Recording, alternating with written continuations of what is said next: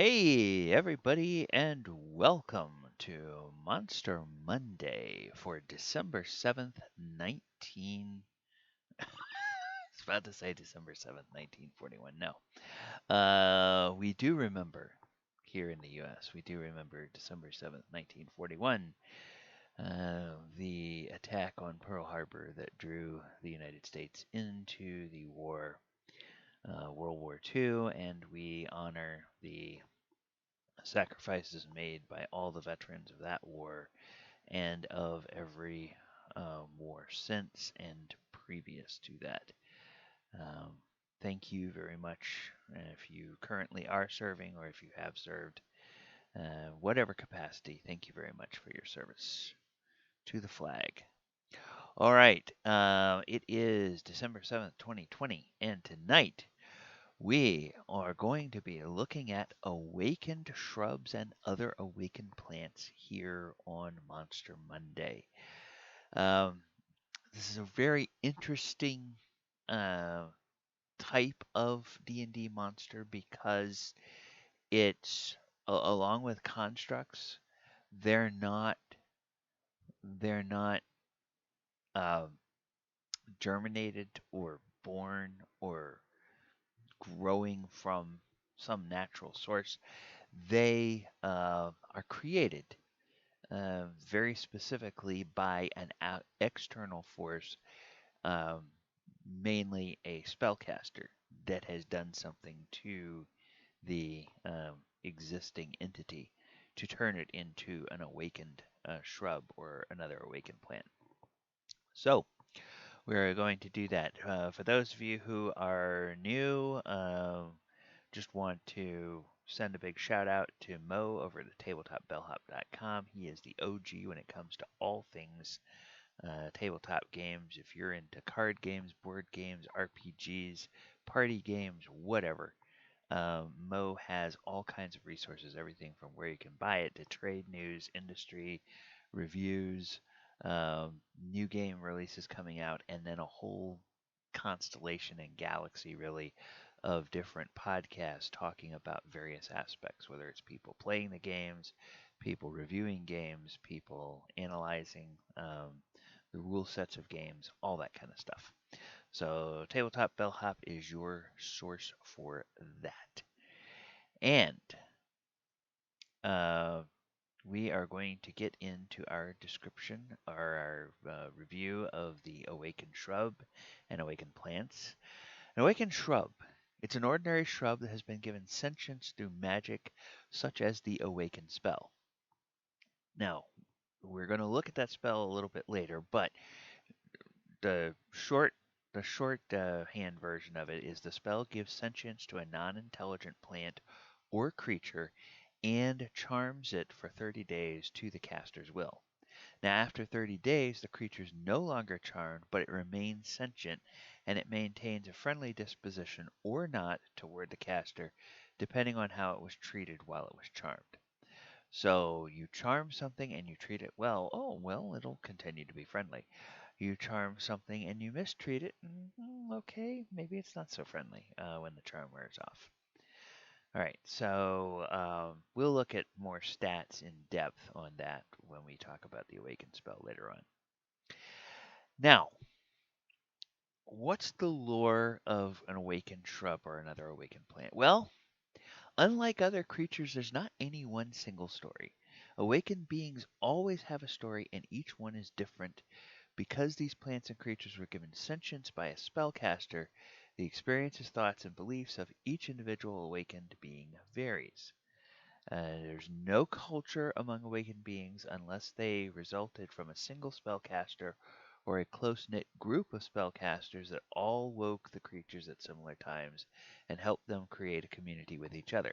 Now, we will look at a couple of examples of that throughout the history of D&D, and we'll discuss a few examples of how that has worked in games that you may have heard about or in even in games that you may have played through as a player or have run as a DM. Okay, one of the things we talk about every week is the type of creature, and in D&D we know every um, creature has a type, and these are plants. And there is a plant category of creature in D&D, and D, and according to the rules, plants in this context are vegetable creatures, not ordinary flora. Most of them are ambulatory, and some are carnivorous. Quintessential plants are the shambling mound and the treant. Fungal creatures such as the gas spore and myconid also fall into the category. And even though they were created by a spell casting, uh, awakened shrubs are still plants. They're still have all the same um, vulnerabilities, weaknesses, strengths, and resistances that plants get. All right, and now we're going to go and take a look at the mechanical features of awakened shrubs and other awakened plants. And for that, we get to do a deep dive back into the history of D&D. And as you'll see that the term awakened has not always been um, in vogue in D&D. But what I did is I went back through the resources and I found uh, creatures that or plant creatures that became sentient in a similar way to the 5e awakened spell. Why do I do this? It's to give you ideas as a DM um, of things you can do, ways you can potentially create something that is an echo of something that has existed before, or you can just go back to a previous source and whole cloth pick something up and bring it forward and drop it into your game. All right. Um, the first example goes all the way back to AD&D, or first edition, and it is from the Monster Manual 2 for that edition, and this is called the Quickwood or the Spy Tree. Said that Quickwood only grows to the magical offices of some great wizard or possibly druid who planted a mandragora root after ensorceling it with mighty spells. Others claim these weird trees are a natural progression of vegetable life toward a state equivalent to man's. Okay, so little bit of room for interpretation. So, all right. Um, in any case, Quickwood is certainly sentient, unlike most vegetation found in the world. Great hardwood tree appears to be an oak, though close inspection will reveal that it has a visage and sensory organs which resemble a distorted human face. Um, and then um, it's very difficult for a quickwood to move his massive trunk. Creature will typically remain still if at all possible. It can send out thick roots that move at 30 feet per round through the loose topsoil. Roots can seize and hold immobile any creature under 1,000 pounds in weight. Roots are too strong to be broken, and blunt weapons do not damage them, but an edge weapon may be used to sever one. Treat roots is large, with 10 hit points each. Creature will allow only 6 of its roots to be severed before it withdraws the other 7 to 12 to safety. Quickwood also has numbers of lesser roots, which it spreads to sense approaching creatures. Um, and then visual, audio, and olfactory organs, resembling large human eyes, ears, and nose, slightly superior to the human norm. And the limbs of the creature are too stiff to serve as offensive weapons, but a quickwood has a mouth-like opening that can clamp shut for 3d4 points of damage. Victim must be touching the trunk or forced into a position nearby a grasping root where the maw can inflict damage. And they're sometimes charmed, or otherwise convinced to serve as repositories for treasure or guardians of an area. In a former role, treasure guarded will be typical of the creature having placed it there. Such items are always stored in the trunk or orifice of the quickwood. Now, of all of the things that they talk about here, one thing that they don't mention here is they don't mention, why it's called the spy tree. So that's kind of left up to you. So this gives you, through just the name of the tree, when we talk a little bit later about how you can use awakened creatures or awakened plants in your campaign, we're going to echo back to this, at least in the name of this spy tree, and give you some ideas there. All right. Didn't find anything in second edition. Doesn't mean it doesn't exist, but I don't have all of the resources for all of the old editions, so I couldn't find anything in the resources that I have. But when we get to third edition, there are a few options there. The first one is the dark tree. It's a huge plant, and it has some special attacks. It's a 95 hit point. It's armor class 20, so it's kind of tough to hit. Warm forest, solitary, and here we have a lovely picture of the dark tree. Dark trees drink the blood of humans and other intelligent creatures that wander into their native jungles. Ooh. Dark trees resemble cypress trees, where the bark is darker. Little moss grows on them. They have two deep black eyes that are almost impossible to find unless one knows precisely where to look. They delight in tormenting unsuspecting adventurers before moving in with the kill. Now, uh, why do they fall under the category of awakened? Well, you have to go all the way down to the bottom. This particular resource, this is not the monster manual. This is the Monsters of Faerun source book that came out for third edition. And dark trees are native to the Shining South. A renegade wizard of Halrua, Benarul, created them about 200 years ago in an attempt to make servants that would serve him as well as treants. Since turning on their creator, the trees have spread and are now common in the wood of dark trees in northern Durpar. They also have spread to the Granuan forest in Lurien and the Amtar forest north of Dambrath. So, this particular monster even gives you some geographical distribution if you are setting a campaign in the Forgotten Realms and you're wondering, well, what weird and crazy things might be around here? Well, hey, if your party ever goes to those places, guess what? They could run into some of these dark trees.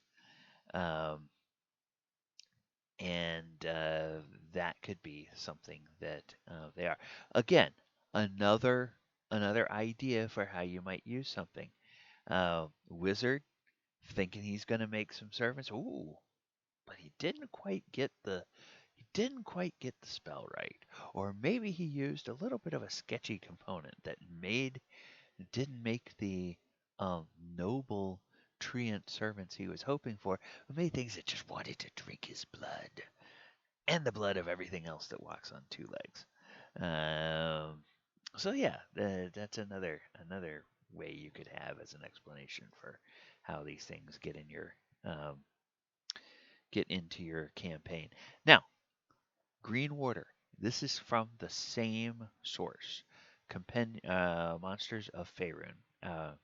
They are a medium-sized plant, so about human-sized.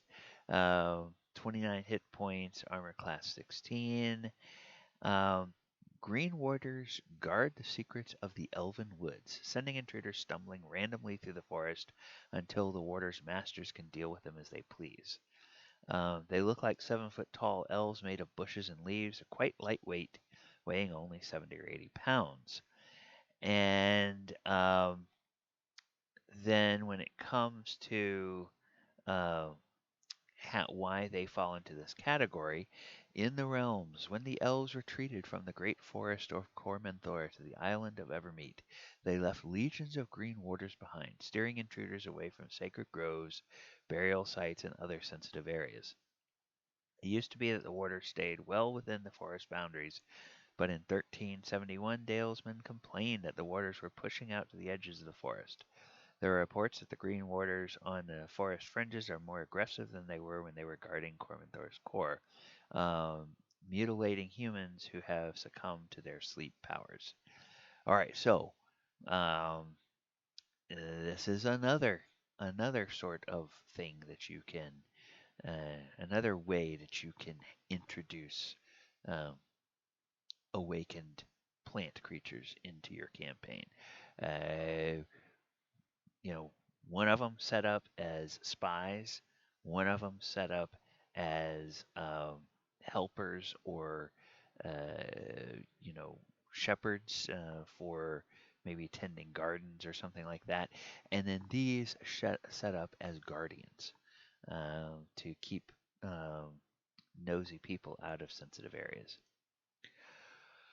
All right, and then if we actually go to the monster manual for third edition, we come to this lovely being, the Tendriculus. Um, Tendriculus because it's ridiculous.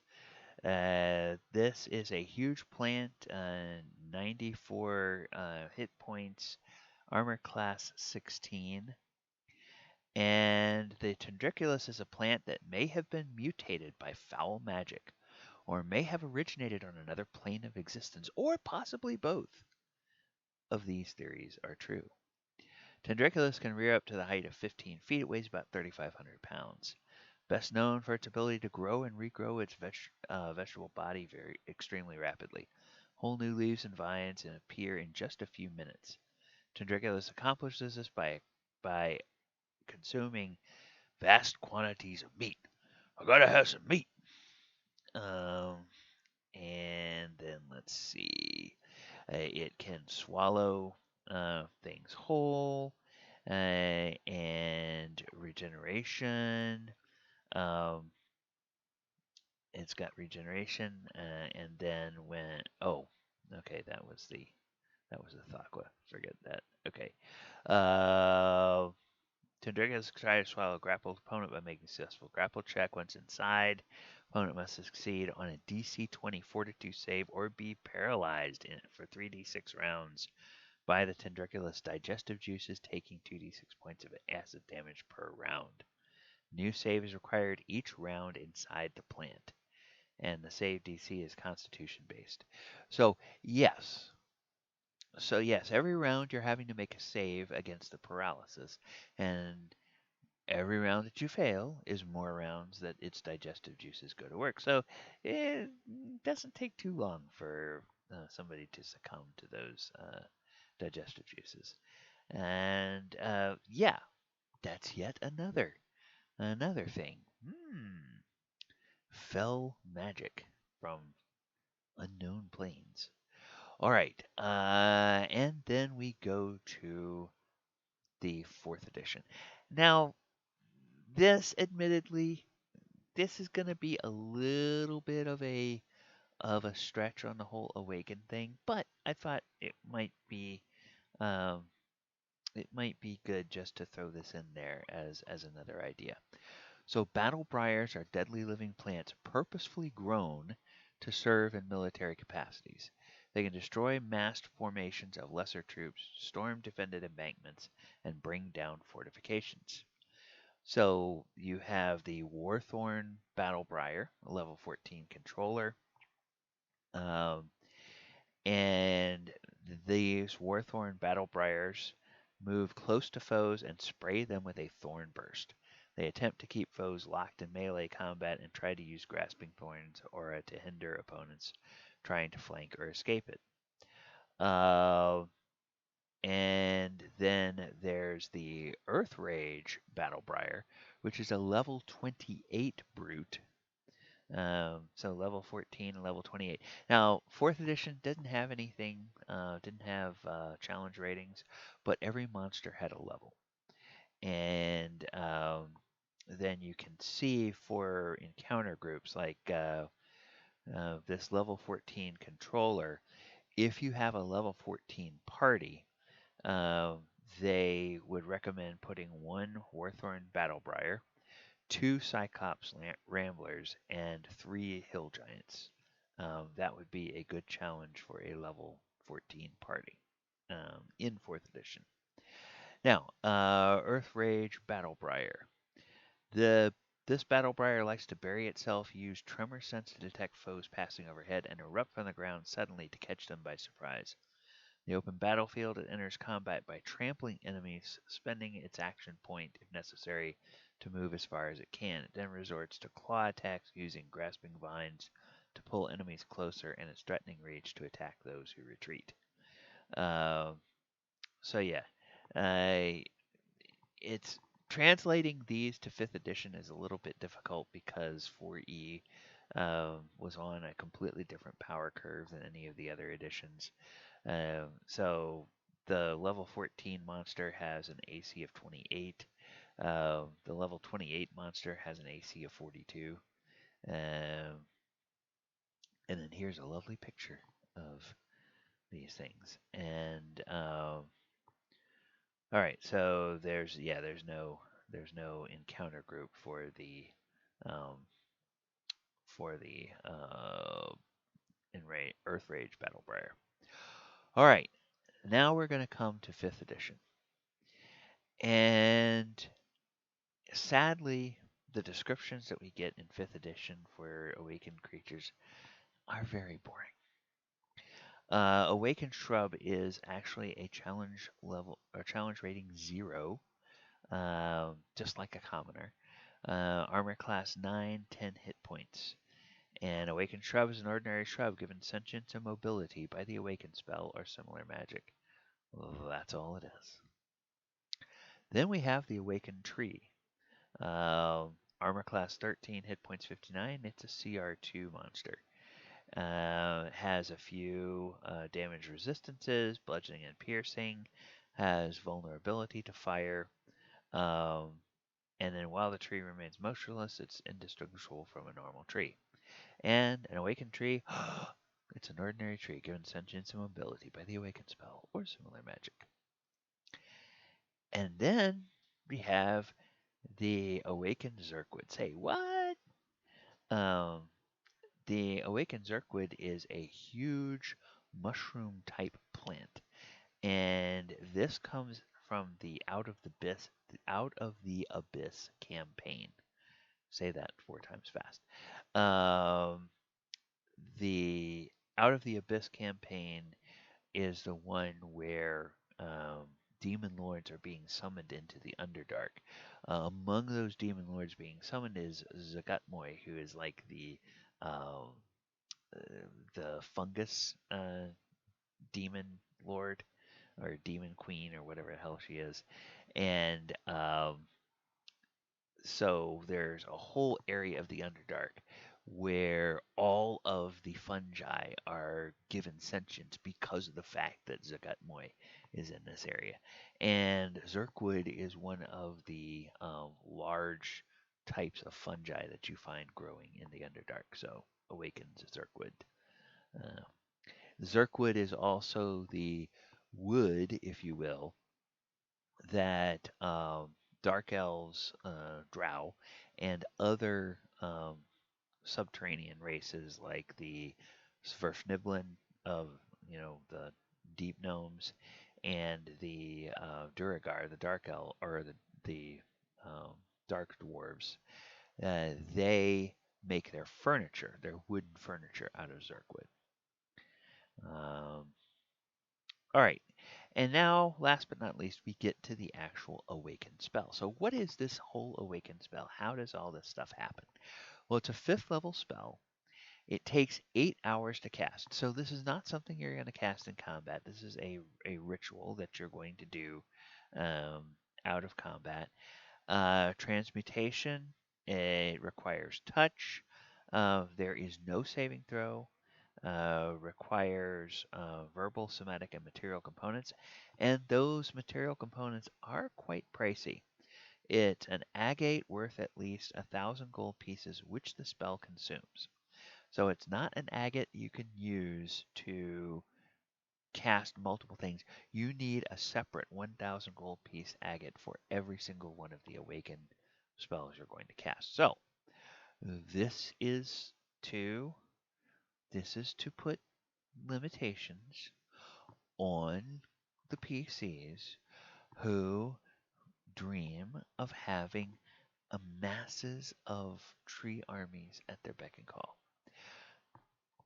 Okay, I'm looking at your character sheet. You have exactly 437 gold pieces to your character's name. How are you going to pay for a 1,000 gold piece agate? You're not, thus saith the DM, you do not get to create an awakened creature. Next. All right, so that is how you control that in your game. All right, after spending casting time tracing magical pathways within a precious gemstone, you touch a huge or smaller beast or plant. Target must have either no intelligence or an intelligence of 3 or less.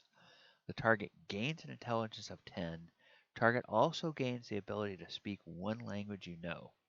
The target is a plant, it gains the ability to move its limbs, roots, vines, creepers, and so forth, and it gains senses similar to a human's. The DM chooses statistics appropriate for the awakened plant, such as the statistics for an awakened shrub or the awakened tree. Awakened beast or plant is charmed by you for 30 days or until you or your companions do anything harmful to it. When the charmed condition ends, the awakened creature chooses whether to remain friendly to you based on how you treated it while it was charmed.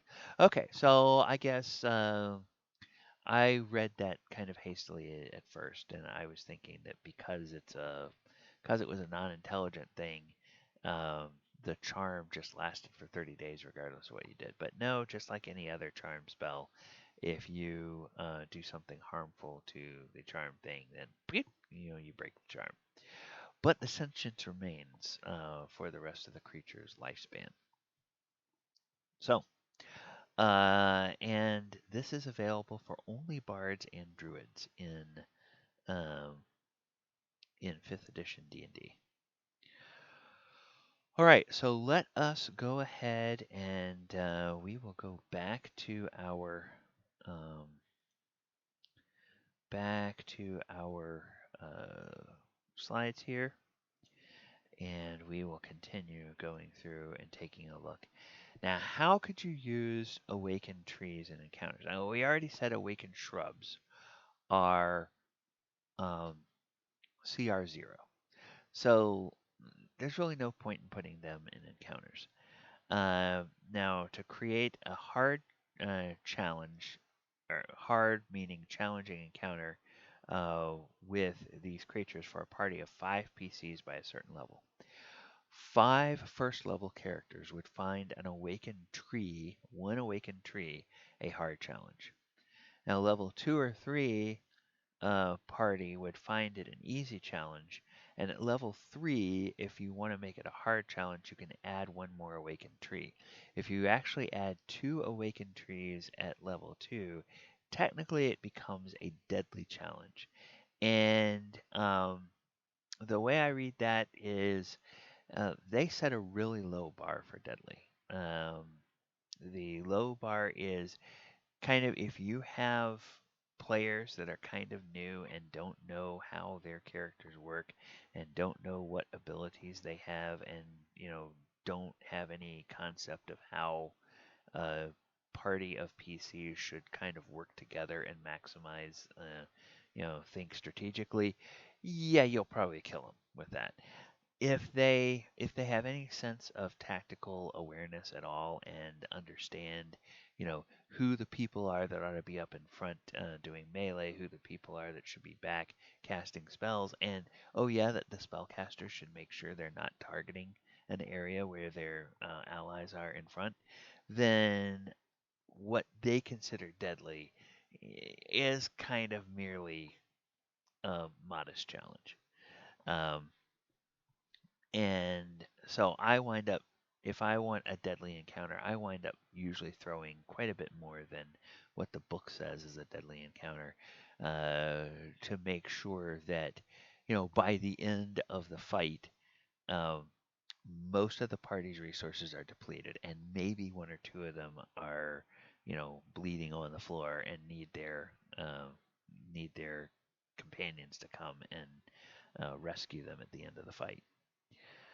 Because that's really what a deadly encounter ought to be. Uh, all the spells are expended. Everybody's out of ammunition. The people left standing are in single digits in hit points, and there's one or two party members down on the ground. All right, now where and how could you place these in campaigns? Awakened plants and creatures can be comic relief, or they can be a terrifying threat to the party. Now consider the following uses for these creatures. I start with something out of D&D, and then I gradually go to other things in pop culture to give you ideas for how you could do this. So there's a presence of awakened plants alerts the party to the activity of evil druids in the area. Curse of Strahd. If you go into Curse of Strahd, you will find areas. There's a whole region over there, kind of where the Wizard of Wine's vineyard is, and in that whole area over there, there are evil druids that have kind of taken over, and there's a number of awakened trees over in that area, and so that's kind of a clue when your party starts running into awakened trees. Oh, somebody had to awaken these. Uh, Strahd's not running around, playing in the woods, LARPing. So he's not doing this. Who's out here doing this? It turns out it's these evil druids that are doing that. Okay. Uh, Now, thinking not so much of just plants, but awakened beast. An awakened beast serves as a sentinel or helpful messenger in a community. Now, this is more on the comic relief side. Think of the old. Most of you are probably too young to remember this, and because it was, I mean, shows were long gone before I was even born. But if you have TV Land or everything lives on YouTube, so you can go back and find clips of anything on YouTube. Think of the old Lassie show or the old Lassie movie serials, and think of the Mr. Ed TV show.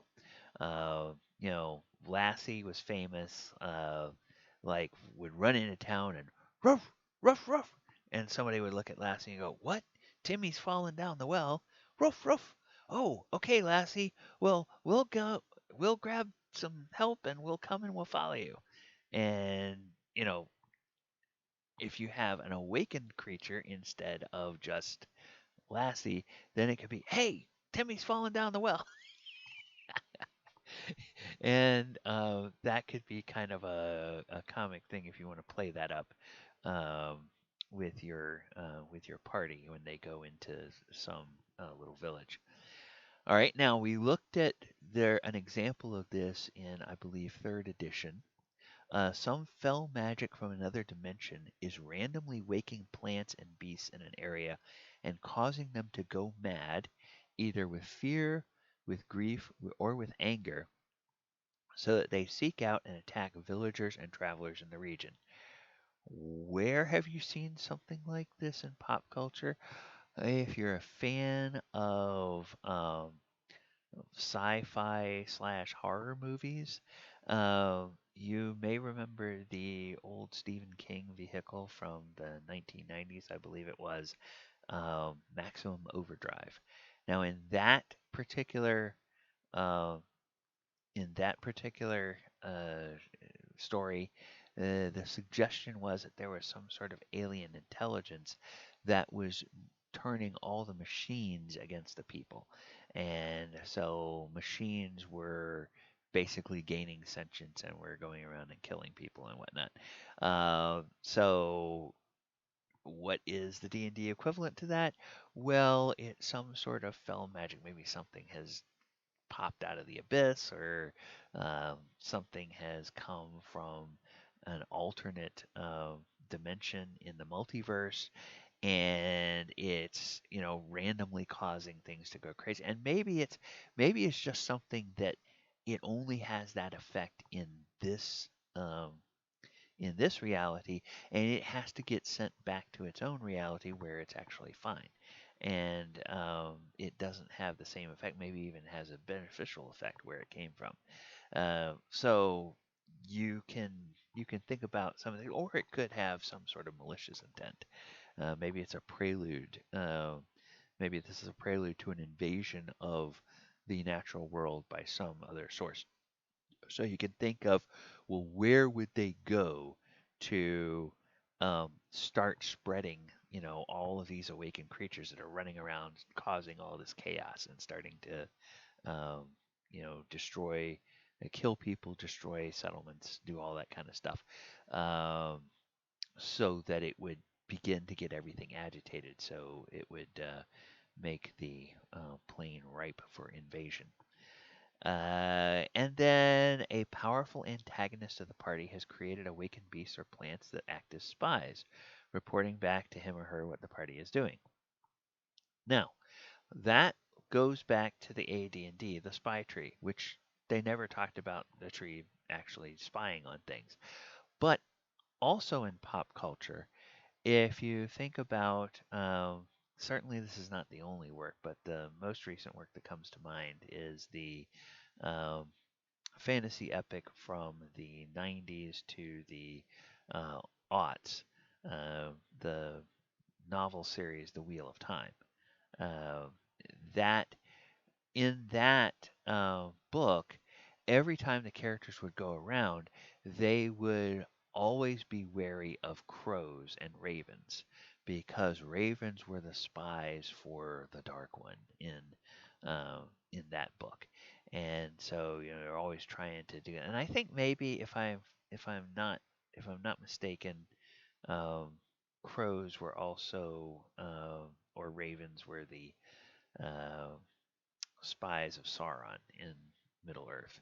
So that's a trope that has been out there, and you can use that kind of trope with awakened creatures. Whether it's, and it might be awakened critters that are doing that, or it might well indeed be awakened plants. And if they are subtle about it, if your antagonist is subtle about it, maybe they have a whole group of awakened plants that, they find out where the party is camping or where they have their base. And so there's always like two or three plants that are there.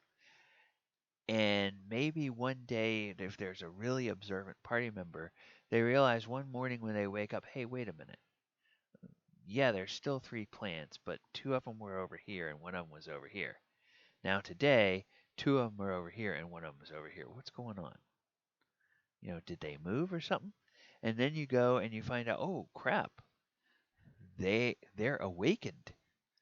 Okay, now let's you know figure out how we can capture and question one of them and figure out what's going on. Oh yeah, well, you know, the wizard Bozo sent us over here to to monitor you guys because you all need whipped cream pies in the face, and or whatever it is, and so that could be something that could eventually alert the party. Oh, they're being watched by some antagonist in the campaign.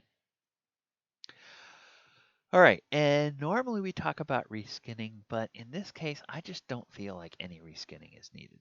There's already so much variety. Literally any plant or any creature in the monster manual with a low or negligible intelligence can have the awakened property added to it. So you could, you could just go ahead and make anything intelligent and use that in your game. If you're the GM, you can have that as either a servant or a creature created by an ally of the party, an antagonist of the party, or some neutral third party that doesn't have any relation to the plot, but just happens to be at a place where the party is adventuring through. So you can have all kinds of fun with these, and they can be lighthearted and hilarious, or they can be very serious and deadly enemies. Okay, J Dob, yes. Instead of the vending machine that hit protagonists with soda cans, the tree pelts acorns. Yes, yes, yes, exactly. Yes, exactly. So these are things that can happen in your campaign. Now, I see that. Thank you, Jay. We have a comment in the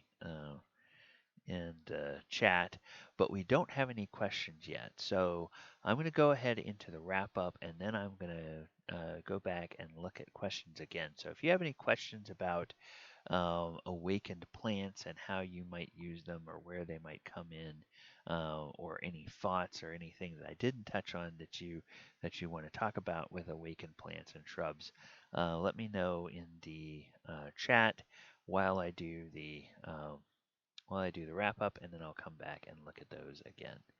Okay, so I have been DM Gallibond. This has been Monster Monday. We've been talking about awakened shrubs and other awakened plants. Here on this Twitch channel, we do 3 actual play streams every week. Sunday afternoons at 2 p.m., we do our Planeswalking game, The Walker of Waterdeep. Thursday nights at 8 p.m., we do our Sword Coast Chronicles, which is our love letter to the 5th edition published 5e campaigns, where I've created a storyline that kind of weaves in and out of the stories of those campaigns. And then on Saturday evenings at 7 o'clock, we do the Lost Mine of Original D&D, which is a retelling of the Lost Mine of Phandelver, but setting it with the rules from the original D&D that came out in the 1970s, and just looking at seeing how different the same storyline plays out when you are using a completely different rule set.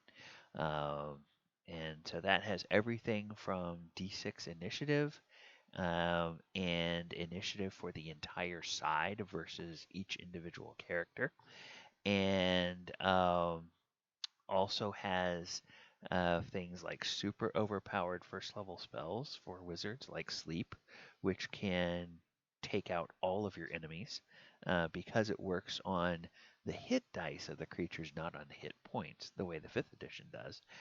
And then also to instant death. There's no such thing as death saves. There's no such thing as, actually not dying until you get to -10 or until, you know, down there. You hit 0, you're dead. Done. And the only thing that's going to bring you back is something like a resurrection. And with a low level party, you're probably not going to have access to that. So, also, all those are on Twitch, along with the Monday night show. Then on my YouTube channel, every day of the week, I have content that drops on the YouTube channel. And we talk about different aspects. The archives of this show go up there for Mondays. We do a recap of the actual play games on Tuesdays.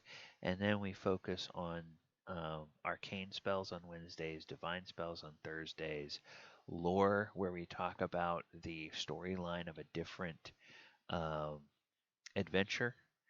And similar to this, we talk about how you can pull that adventure out of the source that it came in and how you can rework it for your own campaigns. Combat on Saturday, so we look at different weapons and armor throughout the history of D&D. And then on Sunday, we look at the history of skills and feats in D&D and examine, how for 5th edition, how those have changed, and other skills that may be that are maybe similar to that. The reason we do all of this kind of stuff is that you're always going to have players in your game that are going to be really creative and are going to want to do something, and it's not strictly by the rules as they are written for 5e. If you have a working knowledge of what went on in older editions, it lets you kind of pull from the older editions and cobble together something that is probably balanced for 5e, but is true to the spirit of what has existed in the history of the game. I have a great example of that in my Sunday afternoon game, We had a player that recently joined, and she wanted to play someone whose background was as a shepherd. And so she says, "Can I flavor my quarterstaff as a shepherd's crook?" And my initial answer was, "Yeah, sure." And then I started to think, well, wait a minute. Has anybody ever done anything with a shepherd's crook? And so I went back and I looked at a bunch of resources and I found where there was a source that in third edition they had actually created a shepherd's crook as a separate weapon from a staff, and it had two different types of attacks. One was a damage attack, where you would hit people with it like a staff. The other was a non damage attack where you would use that crook to actually trip people and knock them prone. And so I looked at how that worked in the old edition, and I came up with a way that it could work in 5e, and I gave that to my player.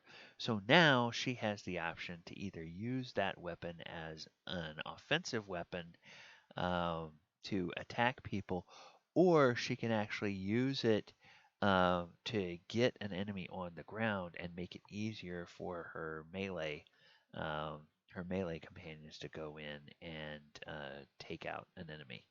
So, um, all different types of things you can do if you're kind of familiar with the older editions of D&D. All right, so let's take a look and see if we have any questions. All right, I don't think we do. All right. Well, thank you very much, everyone, for hanging out this evening and for watching later in the week. Hello, future people. And once again, I've been DM Gallibond. This has been Monster Monday, and I don't think there's going to be any music because there was updates to the software, and it's being a dinkus, and none of it is liking to play nice with each other. So you'll just have to imagine the closing music when we go to the credit screen.